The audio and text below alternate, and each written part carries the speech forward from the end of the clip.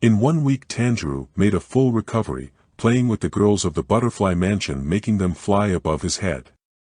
They took turns playing with him, but more importantly, it helped him get stronger. Inosuke went back to work as well, yelling something about being the strongest. I thought they were all freaks of nature. I mean, the boar had refused to wear a shirt and ran around like a wild animal. Tanjiro continued to work on rehabilitation with the help of the girls of the butterfly mansion. He complained through groans. This sucks, my stamina's not coming back and I can't stretch flat out anymore. But he didn't stop trying and working on it. A happy thought came to Tanjiro. Oh, that's right, did I get a new sword while I was sleeping? I chipped my old one.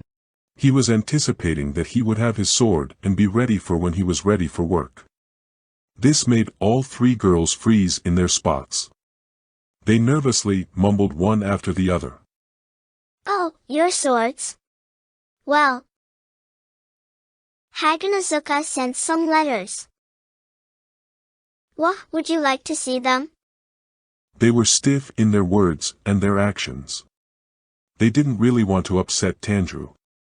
Tanjiro nodded, and the three girls nervously brought many pieces of paper. Some were still sealed. Most were just loose. Scrawled in dark color, Tanjiro read many words of hatred and cursing him. It was clear the sender didn't grant a new sword to Tanjiro.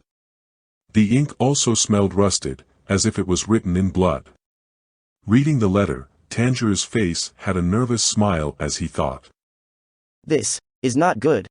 The three girls continued to take turns speaking. He hasn't sent any swords here for the last 2 months. They looked like wilted flowers. Tanjiro felt horrible, realizing that no one received swords. Oh, okay, but I only chipped it this time. Maybe it's because I actually broke it before. He was looking for a reason to take the blame.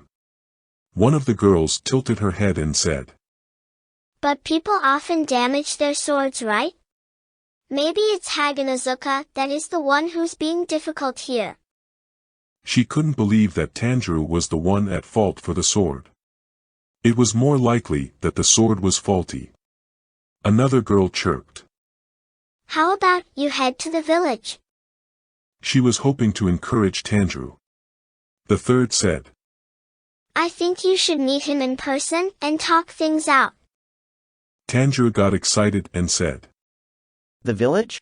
His attention jumped away from the ominous letter and was focused on the new adventure.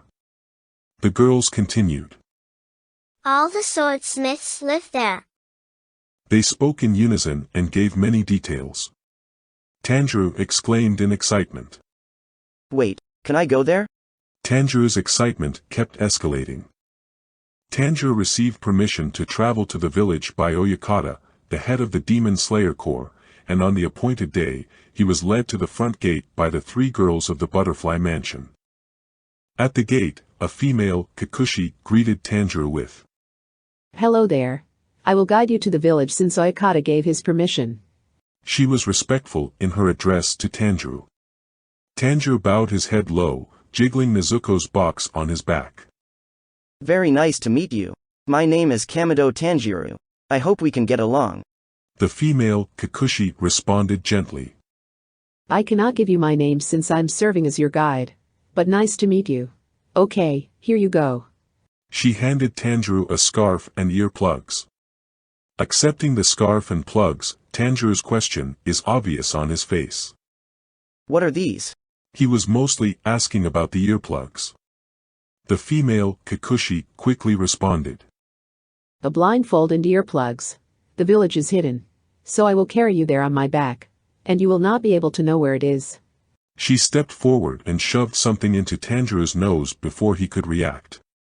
And also I heard your sense of smell is very good, so here, nose plugs. Tanjiro winced in discomfort, but refused to complain. He was excited about going to the village of the swordsmiths. They only talked briefly before the plugs went into Tanjiro's nose and ears. In order to protect the village from demon attacks, its whereabouts is kept a secret. So naturally, this woman doesn't know where the village is either. She carried him to the next Kikuchi, periodically thinking. He's kinda heavy. Huffing up another hill. She didn't realize she was carrying Nezuko as well. Then it was the next Kikuchi's turn and then the next. Every time they would travel a fixed distance, lead to the next Kikuchi by crows, who also frequently swapped as well. This way no one knew exactly where the village was. And the mansion where Oyakata lives is disguised by even more complicated means and took many more steps to reach. Every time Tanjirou was passed along to the next Kikuchi, he would yell out. Thank you so much, thanks for all your work. Please take care of me. He didn't see any of the Kikuchi, but he did not forget his manners. Whenever Tanjirou would say this when getting passed over, he left the Kikuchi with fuzzy feelings inside. His cheer and happiness was infectious. Finally, Tanjirou got plopped down and muffled, he heard. I'll take this off now. Suddenly, Tanjirou regained his sight, hearing and smell. Before him was a village surrounded by cliffs and trees. He exclaimed. Whoa, those are amazing buildings, and I know this smell, there is a hot spring nearby. The final Kikuchi smiled with his eyes and said. Yeah, there is one.